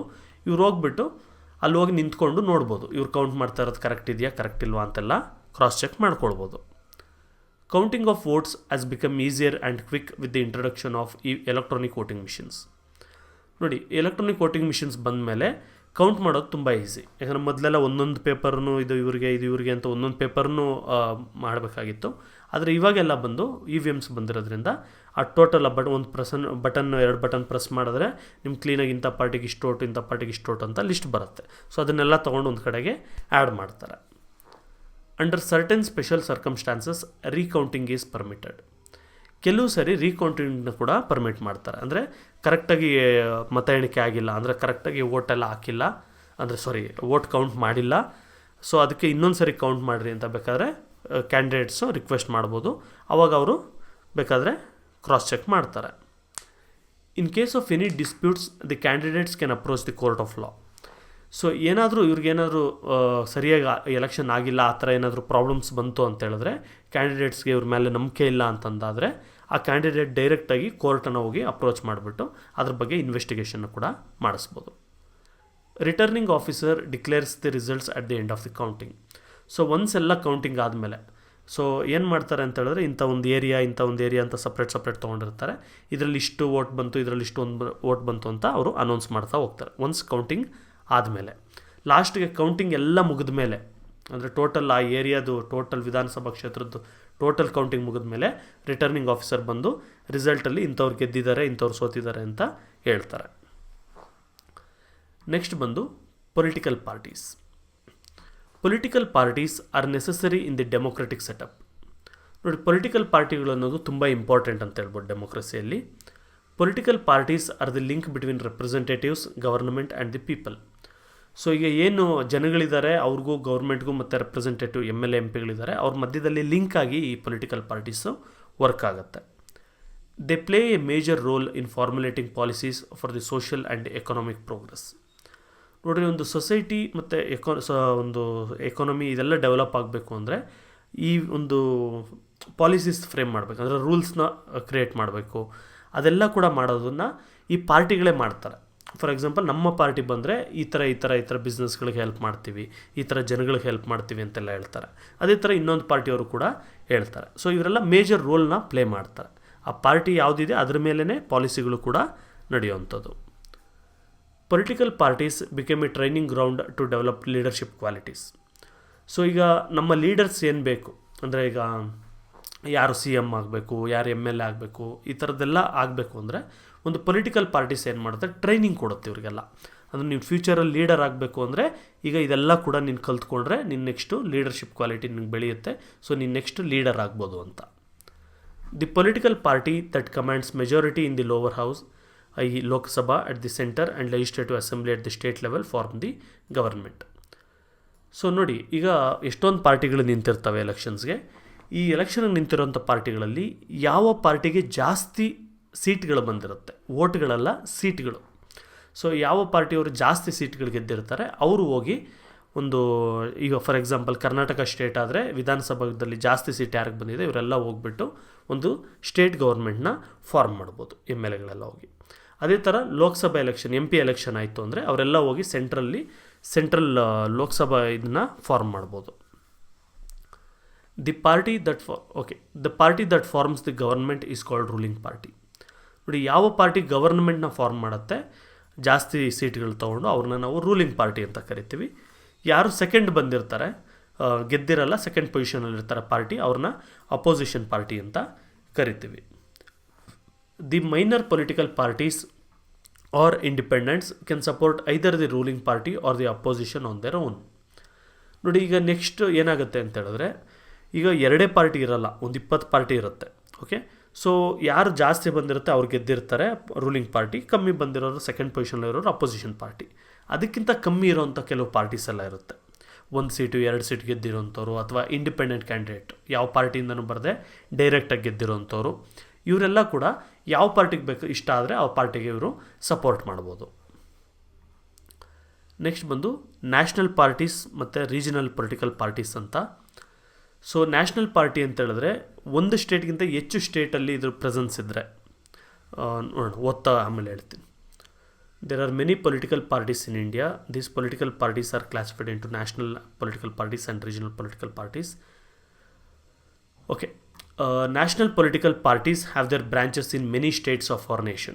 ಸೊ ನ್ಯಾಷನಲ್ ಪೊಲಿಟಿಕಲ್ ಪಾರ್ಟಿ ಅಂದರೆ ಏನು, ಇವರ ಒಂದು ಪಾರ್ಟಿ ಪ್ರೆಸೆನ್ಸು ಒಂದೇ ಸ್ಟೇಟಲ್ಲಿದ್ದರೆ ಅಲ್ಲ, ಇವರಲ್ಲಿ 2-3 ಸ್ಟೇಟ್ಗಿಂತ ಜಾಸ್ತಿ ಸ್ಟೇಟ್ಗಳು ಏನಾದರೂ ಇತ್ತು ಅಂದರೆ, ಅಥವಾ 2 ಸ್ಟೇಟ್ ಇದ್ದರೂ ಓಕೆ, ಅದನ್ನು ನಾವು ನ್ಯಾಷನಲ್ ಪೊಲಿಟಿಕಲ್ ಪಾರ್ಟಿ ಅಂತ ಕರಿಬೋದು. They have a respectable number of representatives in parliament and also in state legislatures. Usually national political ಪಾರ್ಟೀಸಲ್ಲಿ ಏನಾಗಿರುತ್ತೆ, ಸ್ಟೇಟ್ ಅಸೆಂಬ್ಲೀಸಲ್ಲೂ ಇವ್ರ ಮೆಂಬರ್ಸ್ ಇರ್ತಾರೆ, ಮತ್ತು ಈ ಮೆಂಬರ್ ಆಫ್ ಪಾರ್ಲಿಮೆಂಟ್ ಅಂದರೆ ಈ ಲೋಕಸಭಾ ಏನು ಹೇಳ್ತೀವಿ ಅದರಲ್ಲೂ ಕೂಡ ಇವರ ಮೆಂಬರ್ಸು ಇರ್ತಾರೆ. The election commission grants recognition to national parties. So national ಪಾರ್ಟಿನ ಅಥವಾ ರೀಜನಲ್ ಪಾರ್ಟಿನ ಅಂತ ಯಾವುದು ಹೇಳುತ್ತೆ, ಎಲೆಕ್ಷನ್ ಕಮಿಷನ್ ಹೇಳೋವಂಥದ್ದು. Indian National Congress, Bharatiya Janata Party, Communist Party of India are some of the major national political parties of India. So ಇಡೀ ಇಂಡಿಯಾದಲ್ಲಿರುವಂಥ parties ಅಂದರೆ ನ್ಯಾಷನಲ್ ಪೊಲಿಟಿಕಲ್ ಪಾರ್ಟೀಸ್ ಯಾವುದು, Indian National Congress, Bharatiya Janata Party, Congress, BJP, Communist Party, ಈ 3 ಪಾರ್ಟಿಗಳು ಇವ್ರಿಗೆ nation wide presence ಇರೋವಂಥದ್ದು. ಇವ್ರಿಗೆ ಆದಂಥ ಒಂದೊಂದು symbols ಇರುತ್ತೆ, ಅದನ್ನು ನೋಡಿಕೊಂಡು ಇವ್ರು ಈ ಪಾರ್ಟಿಯವರು ಅಂತ ಜನ ಐಡೆಂಟಿಫೈ ಮಾಡ್ಬೋದು. Regional political parties are also called state political parties. Next ಬಂದು ರೀಜನಲ್ ಪೊಲಿಟಿಕಲ್ ಪಾರ್ಟೀಸ್ ಅಂತ, ಇವನ್ನ ಸ್ಟೇಟ್ ಪೊಲಿಟಿಕಲ್ ಪಾರ್ಟೀಸ್ ಅಂತ ಕೂಡ ಕರಿತೀವಿ. Political organization securing respectable number of seats in the assembly elections are recognized as the state parties or regional parties. ನೋಡಿ, ಯಾವ ಒಂದು political organisation ಅಥವಾ ಪೊಲಿಟಿಕಲ್ ಪಾರ್ಟಿಗೆ ಒಂದು ಅಸೆಂಬ್ಲಿ ಎಲೆಕ್ಷನ್ಸಲ್ಲಿ, ವಿಧಾನಸಭಾ ಎಲೆಕ್ಷನ್ಸಲ್ಲಿ ಸೀಟ್ಗಳು ಬಂದಿರುತ್ತೆ, ಅಂಥವನ್ನು ನಾವು ರೀಜನಲ್ ಪೊಲಿಟಿಕಲ್ ಪಾರ್ಟಿ ಅಥವಾ ಸ್ಟೇಟ್ ಪೊಲಿಟಿಕಲ್ ಪಾರ್ಟಿ ಅಂತ ಕರಿತೀವಿ. In many States the regional parties by virtue of there majority have formed the government.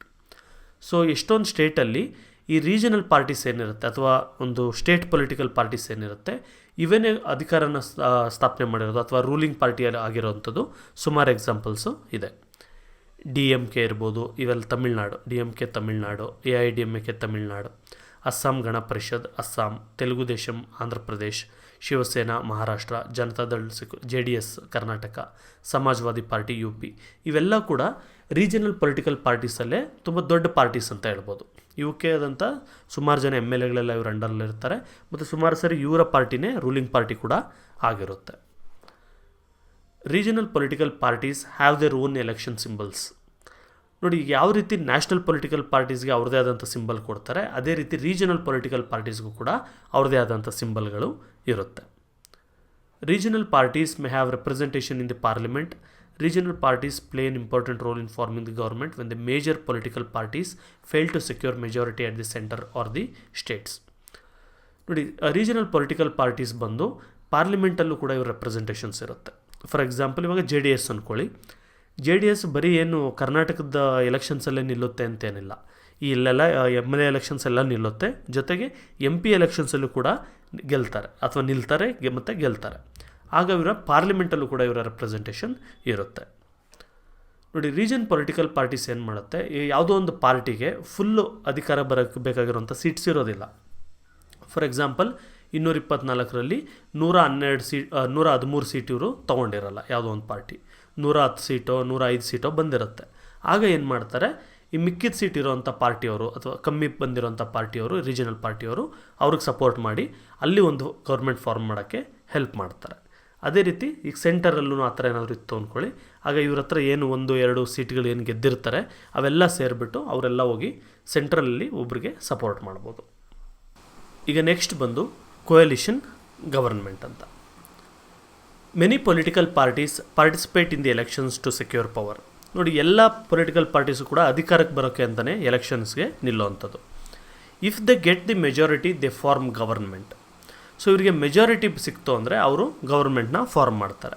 For example, ಈಗ 224 ಟೋಟಲ್ ಸೀಟ್ ಇದೆ ಅಂದ್ಕೊಳ್ಳಿ, ಅದರಲ್ಲಿ ಮೆಜಾರಿಟಿ ಅಂತ ಹೇಳಿದ್ರೆ ಅರ್ಧಕ್ಕಿಂತ ಜಾಸ್ತಿ. ಸೊ ಡಿವೈಡೆಡ್ ಬೈ 2 ಮಾಡಿದ್ರೆ 112 ಬರುತ್ತೆ. ಸೊ ಅರ್ಧಕ್ಕಿಂತ ಜಾಸ್ತಿ ಅಂದರೆ 113 ಸೀಟು ಇರಬೇಕು. ಸೊ 113 ಸೀಟ್ ಯಾರಿಗಿದೆ ಅವರು ಗೌರ್ಮೆಂಟ್ನ ಫಾರ್ಮ್ ಮಾಡ್ಬೋದು.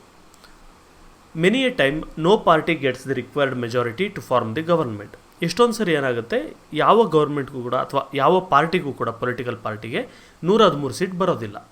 ಕೆಲವ್ರಿಗೆ 20 ಬರುತ್ತೆ, ಕೆಲವ್ರಿಗೆ 70 ಬರುತ್ತೆ, ಕೆಲವ್ರಿಗೆ 110 ಬರುತ್ತೆ, ಆದರೆ 113 ಬಂದಿರಲ್ಲ.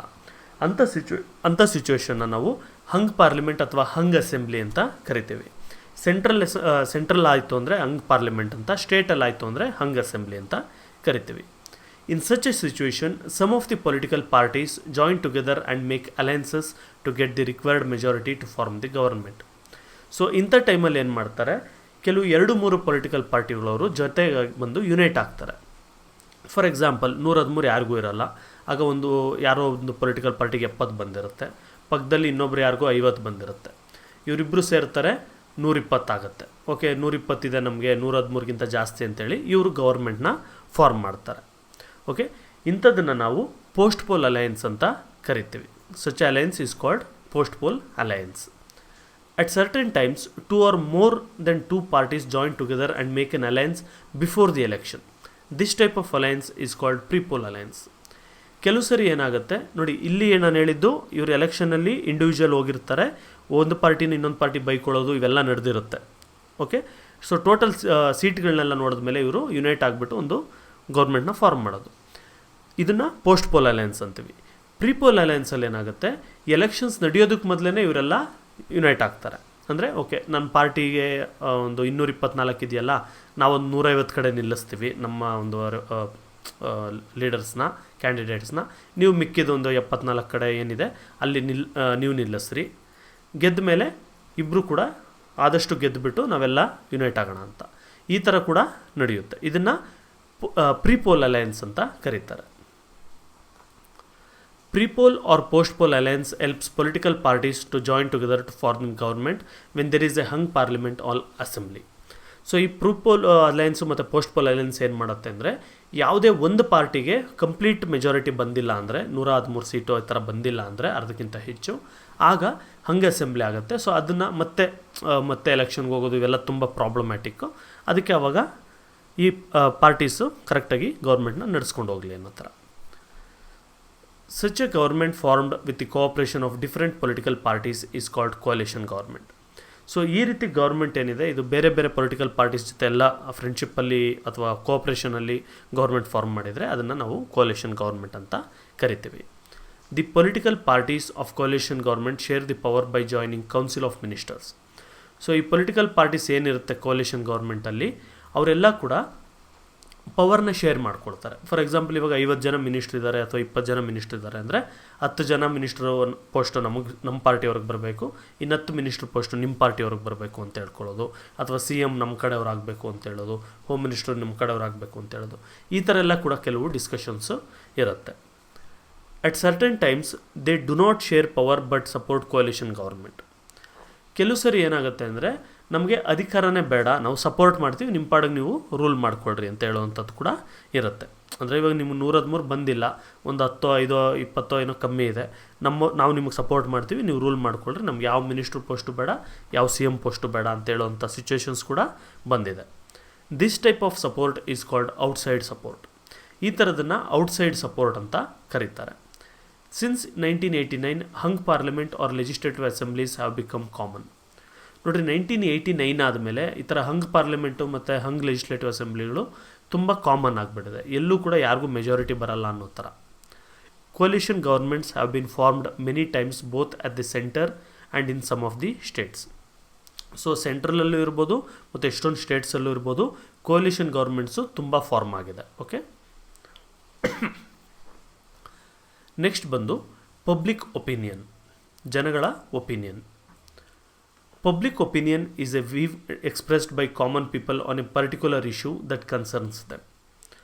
ನೋಡಿ, ಏನು ಪಬ್ಲಿಕ್ ಒಪಿನಿಯನ್ ಅಂತ ಹೇಳಿದ್ರೆ, ಈಗ ಯಾವುದೋ ಒಂದು ಇಶ್ಯೂ ಇರುತ್ತೆ, ಒಂದು ಲಂಚನೋ ಇನ್ನೊಂದು ಯಾವುದೋ ಒಂದು ಟ್ರಾಫಿಕ್ಕೋ ಏನೋ ಒಂದು ಇಶ್ಯೂ ಇರುತ್ತೆ, ಅದ್ರ ಬಗ್ಗೆ ಪಬ್ಲಿಕ್ ಒಪಿನಿಯನ್ ಏನಿದೆ ಅಂತ ಕೇಳ್ತಾರೆ. ಅದರ ಅರ್ಥ ಏನು, ಜನಗಳು ಏನು ಅಭಿಪ್ರಾಯ ವ್ಯಕ್ತಪಡಿಸ್ತಾ ಇದ್ದಾರೆ. ಇವರು ಲಂಚ ಎಲ್ಲ ಜಾಸ್ತಿ ಆಗಿದೆ ಅಂತ ಹೇಳ್ತಾ ಇದ್ದಾರಾ, ಅಥವಾ ಕೆಲಸಗಳು ಸಿಗ್ತಾ ಇಲ್ಲ ಅಂತ ಹೇಳ್ತಾ ಇದ್ದಾರಾ, ಏನು ಅಂತ. It is not the opinion of majority or the politicians. ಇದೇನು ಈ ಪೊಲಿಟಿಷಿಯನ್ಸ್ ಒಪಿನಿಯನ್ ಅದೆಲ್ಲ ಏನಾಗಿರಲ್ಲ, ಜನಗಳ ಒಪಿನಿಯನ್ ಆಗಿರುತ್ತೆ. The government sometimes formulates policies and makes laws based on the public opinion. So government ಏನು ಮಾಡ್ತಾರೆ, ಎಲ್ಲ ಜನಗಳು ಲಂಚದ ಬಗ್ಗೆ ಮಾತಾಡ್ತಾ ಇದ್ದಾರೆ, ಅವ್ರ ಒಪಿನಿಯನ್ ಈ ಥರ ಇದೆ ಅಂದಾಗ ಅವರ ಒಂದು ಲಾಗಳೇನಿದೆ ಅಥವಾ ರೂಲ್ಸ್ ಏನಿದೆ ಅವೆಲ್ಲ ಕೂಡ ಚೇಂಜ್ ಮಾಡಿಬಿಟ್ಟು ಜನಗಳಿಗೆ ಹೆಲ್ಪ್ ಆಗೋ ಥರ ಮಾಡ್ತಾರೆ. The public opinion changes from time to time based on issues. ನೋಡಿ, ಇಶ್ಯೂ ಬೇಸ್ಡ್ ಮೇಲೆ public opinion time to time change ಆಗ್ತಾ ಇರುತ್ತೆ. ಕೆಲವು ಟೈಮಲ್ಲಿ ಒಂದು ದೊಡ್ಡ ಪ್ರಾಬ್ಲಮ್ ಇರ್ಬೋದು, ಇನ್ನೊಂದು 5 ವರ್ಷನೋ 10 ವರ್ಷನೋ ಬಿಟ್ಟರೆ ಆ ಪ್ರಾಬ್ಲಮ್ ಏನು ಜಾಸ್ತಿ ದೊಡ್ಡದಲ್ಲ ಅನ್ಬೋದು. ಈ ಥರ the public must be aware of the issues and must be free to express their opinion without any fear or prejudices. ನೋಡಿ, ಪಬ್ಲಿಕ್ ಒಪಿನಿಯನ್ ಕರೆಕ್ಟಾಗಿ ವರ್ಕ್ ಆಗಬೇಕು ಅಂದರೆ, ಮತ್ತು ನಮ್ಮ ಲೀಡರ್ಸ್ಗೆ ಅಥವಾ ಪೊಲಿಟಿಕಲ್ ಲೀಡರ್ಸ್ಗೆ ಇದೆಲ್ಲ ಕ್ಲಿಯರಾಗಿ ಅರ್ಥ ಆಗಬೇಕು ಅಂತ ಹೇಳಿದ್ರೆ, ಪಬ್ಲಿಕ್ ಒಪಿನಿಯನ್ ಇವಾಗ ಇದ್ದಾಗ ಜನಗಳು ಪಬ್ಲಿಕ್ ಏನು ಮಾಡಬೇಕು, ಎಲ್ಲ ಇಶ್ಯೂಸ್ ಬಗ್ಗೆ ತಿಳ್ಕೊಳ್ಬೇಕು, ಅವೇರ್ನೆಸ್ ಕ್ರಿಯೇಟ್ ಆಗಿರಬೇಕು. ಓಕೆ, ಲಂಚ ಏನಕ್ಕೆ ಕೆಟ್ಟದ್ದು, ಏನಕ್ಕೆ ಒಳ್ಳೆಯದು, ಇಲ್ಲೇನೋ ಒಂದು ಟ್ರಾಫಿಕ್ ಪ್ರಾಬ್ಲಮ್ ಇದೆ, ಅದು ಏನಕ್ಕೆ ಕೆಟ್ಟದ್ದು, ಇದು ಏನು ಪ್ರಾಬ್ಲಮ್ ಆಗ್ತಾಯಿದೆ, ಇದೆಲ್ಲದ್ರ ಬಗ್ಗೆ ಜನಗಳಿಗೆ ಗೊತ್ತಿತ್ತು ಅಂದರೆ ಆಗ ಅವರು ಕ್ಲೀನಾಗಿ ಅವರ ಒಪಿನಿಯನ್ನ ಎಕ್ಸ್ಪ್ರೆಸ್ ಮಾಡ್ತಾರೆ. The government and the political parties try to influence the public opinion. ಮತ್ತು ಗೌರ್ಮೆಂಟ್ ಇರ್ಬೋದು ಮತ್ತು ಪೊಲಿಟಿಕಲ್ ಪಾರ್ಟೀಸ್ ಇರ್ಬೋದು, ಇವರು ಪಬ್ಲಿಕ್ ಒಪಿನಿಯನ್ನ ಇವ್ರ ಪರವಾಗಿ ತಿರುಗಿಸ್ಕೊಳ್ಳೋಕೆ ಕೂಡ ನೋಡ್ತಾರೆ. ನೀವು ಯಾವುದೇ ಒಂದು TV, ರೇಡಿಯೋ, ನ್ಯೂಸ್ ಪೇಪರ್ ಇದೆಲ್ಲದರಲ್ಲೂ ನೋಡಿದ್ರೂ ಕೂಡ ಅವರು ಜನಗಳೆಲ್ಲ ನಮಗೆ ಸಪೋರ್ಟ್ ಮಾಡ್ತಾ ಇದ್ದಾರೆ, ಈ ಜನಗಳಿಗೆ ಈ ಪಾಲಿಸಿ ಇಷ್ಟ ಅಂದ್ಬಿಟ್ಟು ನಾವು ಈ ಪಾಲಿಸಿ ಮಾಡಿದ್ವಿ, ಈ ರೂಲ್ಸ್ ಇಷ್ಟ ಅಂತ ಈ ರೂಲ್ಸ್ನ ಮಾಡಿದ್ವಿ, ಈ ರೂಲ್ಸ್ ಬೇಡ ಅಂದರು ಇದನ್ನು ತೆಗೆದುಹಾಕಿದ್ವಿ, ಇದರೆಲ್ಲ ಸುಮಾರು ಹೇಳ್ಕೊಂಡು ಪ್ರೊಪಗಂಡ ಮಾಡ್ತಾ ಇರ್ತಾರೆ. ಅಂದರೆ ನಮ್ಮ ಪಾರ್ಟಿ ಕಡೆ ಜನ ಅಟ್ರ್ಯಾಕ್ಟ್ ಆಗಲಿ ಅಂತ. ನೆಕ್ಸ್ಟ್ ಬಂದು media and democracy. The day to day information about the happenings is provided by the media. So ಈಗ ಒಂದು ಪೊಲಿಟಿಕಲ್ ಸ್ಪಿಯರಲ್ಲಿ ಡೈಲಿ ಏನು ನಡೀತಾ ಇರುತ್ತೆ ಅಂತಂದ್ಬಿಟ್ಟು ನಮಗೆ ಹೆಂಗೆ ಗೊತ್ತಾಗುತ್ತೆ, ಒಂದು ಮೀಡಿಯಾಯಿಂದ. ಸೊ ಒಂದು ನ್ಯೂಸಲ್ಲಿ ನೋಡೋದ್ರಿಂದ, ಒಂದು ಫೇಸ್ಬುಕ್ ಪೋಸ್ಟ್ಗಳು ನೋಡೋದ್ರಿಂದ, ಇನ್ಸ್ಟಾಗ್ರಾಮ್ ಪೋಸ್ಟ್ಗಳು ನೋಡೋದ್ರಿಂದ ನಮಗೆ ಡೇ ಟು ಡೇ ಇನ್ಫಾರ್ಮೇಷನ್ನು ಸಿಗ್ತಾ ಇರುತ್ತೆ. It helps people to know about the plans and policies of the government. So ನಾವು ಮೀಡಿಯಾಯಿಂದ ಏನಾಗುತ್ತೆ, ನಮಗೆ ಗೌರ್ಮೆಂಟ್ ಅವರು ಏನು ಮಾಡ್ತಾ ಇದ್ದಾರೆ, ಅವರ ಪ್ಲ್ಯಾನ್ಗಳೇನು, ಅದೆಲ್ಲದ್ರ ಬಗ್ಗೆನೂ ನಮಗೆ ಐಡಿಯಾ ಬರುತ್ತೆ. It provides information about the functions of the government. ಈ ಗೌರ್ಮೆಂಟ್ ಏನು ಕೆಲಸ ಮಾಡ್ತಾ ಇದೆ ಅನ್ನೋದ್ರ ಬಗ್ಗೆನೂ ನಮ್ಗೆ ಇನ್ಫಾರ್ಮೇಷನ್ ಬರುತ್ತೆ. In turn it helps the government to know about the views of people on important issues. So ಇದು ಬರೀ ಏನೋ ಗೌರ್ಮೆಂಟ್ ಅವ್ರು ಏನು ಮಾಡ್ತಾ ಇದ್ದಾರೆ ಅಂತ ನಮಗೆ ಗೊತ್ತಾಗೋದಷ್ಟೇ ಅಲ್ಲ, ನಮಗೇನು ಇಷ್ಟ ಜನಗಳಿಗೆ, ನಮಗೆ ನಮ್ಮ ಒಪಿನಿಯನ್ ಏನಿದೆ ಅನ್ನೋದು ಕೂಡ ಗೌರ್ಮೆಂಟ್ಗೆ ಇಂಡೈರೆಕ್ಟಾಗಿ ಅಥವಾ ಡೈರೆಕ್ಟಾಗಿ ಗೊತ್ತಾಗ್ತಾ ಇರುತ್ತೆ. Media make representatives accountable and answerable to issues raised by people. So media ಏನು ಮಾಡುತ್ತೆ, ರೆಪ್ರೆಸೆಂಟೇಟಿವ್ಸ್ನ ಅಕೌಂಟಬಲ್ ಆಗಿ ಹೋಲ್ಡ್ ಮಾಡುತ್ತೆ. ಅಂದರೆ ಏನಾದರೂ ತಪ್ಪು ಮಾಡಿದ್ರು ಅಂದ್ಕೊಳ್ಳಿ, ನಮ್ಮ ಒಂದು MLA MP ಯಾರಾದರೂ, ಆಗ ಏನು ಮಾಡ್ತಾರೆ, ನ್ಯೂಸ್ ಚಾನಲ್ ಅವರು ಹೋಗ್ಬಿಟ್ಟು ಅವ್ರನ್ನ ಈ ಥರ ತಪ್ಪು ಮಾಡಿದ್ರೆ ಇದಕ್ಕೇನು ಅಂತ ಕ್ವಶನ್ಸ್ ಕೇಳ್ತಾರೆ. ಸೊ ಇದಕ್ಕೆ ಅವ್ರು ಭಯ ಬಿದ್ದು ತಪ್ಪು ಮಾಡೋಕ್ಕೆ ಹೋಗೋದಿಲ್ಲ. The media must provide truthful, fearless, unbiased views. ಈಗ ಒಂದು ಮೀಡಿಯಾ ಅಂದರೆ ಒಂದು ನ್ಯೂಸ್ ಚಾನಲ್ಲು, ನ್ಯೂಸ್ ಪೇಪರ್ ಏನಾದರೂ ಇತ್ತು ಅಂದರೆ ಅದು ಬಯಾಸ್ಡ್ ಆಗಿರಬಾರ್ದು. ಅಂದರೆ ಒಬ್ಬರ ಪರವಾಗಿ ವಹಿಸ್ಕೊಳ್ಳೋದು, ಇನ್ನೊಬ್ಬರ ಪರವಾಗಿ ಸುಮ್ಮನೆ ಏನೇನೋ ಹೇಳ್ತಾ ಇರೋದು, ರೂಮರ್ ಸ್ಪ್ರೆಡ್ ಮಾಡೋದು, ಈ ಥರ ಎಲ್ಲ ಮಾಡಬಾರ್ದು. ಅದು ಯಾವಾಗೂ ನಿಜ ಹೇಳಬೇಕು ಮತ್ತು ಯಾರಿಗೂ ಕೂಡ ಭಯ ಪಡಬಾರ್ದು. ಈ ಪಾರ್ಟಿ ಅಧಿಕಾರದಲ್ಲಿದೆಯಪ್ಪ, ನಾನು ಇವ್ರ ಬಗ್ಗೆ ಏನಾದರೂ ಬರದೆ ಅಂತ ಹೇಳಿದ್ರೆ ನನಗೆ ತೊಂದರೆ ಕೊಡ್ತಾರೆ, ಈ ಥರ ಭಯ ಇರಬಾರ್ದು ಅವ್ರಿಗೆ. The media on the other hand should not sensationalise the issues. So ಮತ್ತು ಮೀಡಿಯಾ ಏನು ಮಾಡಬೇಕು ಅಂತ ಹೇಳಿದ್ರೆ, ಯಾವುದೇ ಒಂದು ಇಶ್ಯೂ ಬಂತು ಅಂದ್ಕೊಳ್ಳಿ, ಅದನ್ನು ಸೆನ್ಸೇಷನಲೈಸ್ ಮಾಡೋಕ್ಕೆ ನೋಡಬಾರ್ದು. ಈಗೇನೋ ಒಂದು ಪ್ರಾಬ್ಲಮ್ ಬಂತು, ಅದನ್ನು ಯೂಸ್ ಮಾಡಿಕೊಂಡು ಇವರ ಒಂದು ಇದಕ್ಕೋಸ್ಕರ ಅದಕ್ಕೆ ತುಂಬ ಹೈ ಲೆವೆಲ್ ಇಂಪಾರ್ಟೆನ್ಸ್ ಕೊಟ್ಬಿಟ್ಟು ಏನೋ ಪ್ರಪಂಚ ಎಲ್ಲ ಹಿಂಗೆ ಆಗೋಗ್ತಾ ಇದೆಯೋ ಅಂತ ಹೇಳೋದು, ಅವೆಲ್ಲ ಕೂಡ ಮಾಡಬಾರ್ದು. It should present the issues in such a way that the principles of unity, secularism, democracy and harmony are not disturbed. So ಇದು ಯಾವ ಥರ ಇರಬೇಕು ಅಂದರೆ ಮೀಡಿಯಾ ಪ್ರೆಸೆಂಟೇಷನ್ನು, ಇಲ್ಲಿ ದೇಶಕ್ಕೆ ಯಾವುದೇ ರೀತಿಯ ತೊಂದರೆ ಆಗದೇ ಇರೋ ಥರ ಇವರ ಒಂದು ನ್ಯೂಸ್ ಕವರೇಜು ಇರಬೇಕು. Print media includes newspapers and periodicals. In India, the newspapers and periodicals must be registered with a body called the Registrar of Newspapers. ನೋಡಿ, ಪ್ರಿಂಟ್ ಮೀಡಿಯಾ ಅಂತ ಹೇಳಿದ್ರೆ ನಾವೇನು ನ್ಯೂಸ್ ಪೇಪರ್ಸ್ ಹಾಕ್ತೀವಿ ಅದಿರ್ಬೋದು, ಮತ್ತು ಮ್ಯಾಗ್ಝಿನ್ಸ್ ಹಾಕ್ತೀವಿ ಅದಿರ್ಬೋದು, ಇವೆಲ್ಲ ಕೂಡ ಬರುತ್ತೆ. ಇಂಡಿಯಾದಲ್ಲಿ ಬಂದು ಈ ನ್ಯೂಸ್ ಪೇಪರ್ ಶುರು ಮಾಡಬೇಕು ಅಂದರೆ ಅಥವಾ ಮ್ಯಾಗ್ಝಿನ್ಸ್ ಎಲ್ಲ ಶುರು ಮಾಡಬೇಕು ಅಂದರೆ ಆಗ ರಿಜಿಸ್ಟ್ರಾರ್ ಆಫ್ ನ್ಯೂಸ್ ಪೇಪರ್ಸ್ ಅಂತ ಒಂದು ಇದಿರುತ್ತೆ, ಸಂಸ್ಥೆ ಇರುತ್ತೆ, ಅಲ್ಲಿ ಹೋಗಿ ರಿಜಿಸ್ಟರ್ ಮಾಡ್ಕೊಳ್ಬೇಕು ಗೌರ್ಮೆಂಟ್ ಹತ್ರ. In order to improve the standards of newspapers and to protect the freedom of press, a body called Press Council of India is constituted. ನೋಡಿ, ನ್ಯೂಸ್ ಪೇಪರ್ಸಲ್ಲಿ ಸ್ಟ್ಯಾಂಡರ್ಡ್ಸ್ ಕರೆಕ್ಟ್ ಇರಬೇಕು ಅಂದರೆ ಈಗ ಏನೋ ಒಂದು ಆರ್ಟಿಕಲ್ ಬರೆಯೋದು, ಹೆಂಗೆ ಬರೆಯೋದು, ಈ ಥರ ಎಲ್ಲ ಇರಬಾರ್ದು, ಕರೆಕ್ಟಾಗಿರಬೇಕು ಅನ್ನೋದಕ್ಕೆ, ಅಥವಾ ಇದು ಒಂದು ಕ್ವಾಲಿಟಿ ಕಂಟ್ರೋಲ್ ಮಾಡೋದಕ್ಕೆ ಒಂದು ಪ್ರೆಸ್ ಬಾಡಿನ ಕ್ರಿಯೇಟ್ ಮಾಡಿದ್ದಾರೆ. ಇದನ್ನು ಪ್ರೆಸ್ ಕೌನ್ಸಿಲ್ ಆಫ್ ಇಂಡಿಯಾ ಅಂತ ಕೂಡ ಕರೀತಾರೆ. The electronic media like television, internal portals along with radio are active nowadays. ನೋಡಿ, ಟಿ ವಿ ಇರ್ಬೋದು, ಇಂಟರ್ನೆಟ್ ಇರ್ಬೋದು, ಇವೆಲ್ಲ ಕೂಡ ಜಾಸ್ತಿ ಆಗಿದೆ. ಸೊ ಮೊದಲೆಲ್ಲ ಬರೀ ಪೇಪರಲ್ಲೇ ನಾವು ನೋಡಬೇಕಾಗಿತ್ತು, ಈಗೇನಿಲ್ಲ, ಫೇಸ್ಬುಕ್ಕು, ಇನ್ಸ್ಟಾಗ್ರಾಮು, ವಾಟ್ಸಪ್ಪಲ್ಲೂ ಕೂಡ ನಾವು ಸುಮಾರು ನ್ಯೂಸ್ಗಳನ್ನ ನೋಡ್ಬೋದು. These are governed by the broadcasting act of 1962.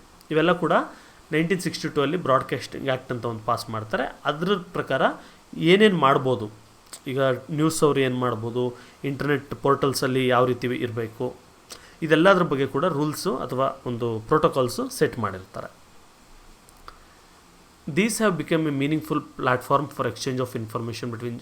Okay, ಇದೆಲ್ಲ ಏನಂದರೆ ಪೊಲಿಟಿಕಲ್ ಲೀಡರ್ಸ್ ಇರ್ಬೋದು, ಅಫಿಷಿಯಲ್ ಇರ್ಬೋದು, ಇವರೆಲ್ಲ ಒಂದು ಅವರ ಒಪಿನಿಯನ್ನ ಎಕ್ಸ್ಪ್ರೆಸ್ ಮಾಡೋದಕ್ಕೆ ಮತ್ತು ಇವರ ಒಂದು ಕನ್ಸರ್ನ್ನ ಎಕ್ಸ್ಪ್ರೆಸ್ ಮಾಡೋದಕ್ಕೆಲ್ಲ ಕೂಡ ಹೆಲ್ಪ್ ಆಗುತ್ತೆ. ಸೊ ಇಲ್ಲಿಗೆ ಈ ಟಾಪಿಕ್ಕು ಮುಗೀತು.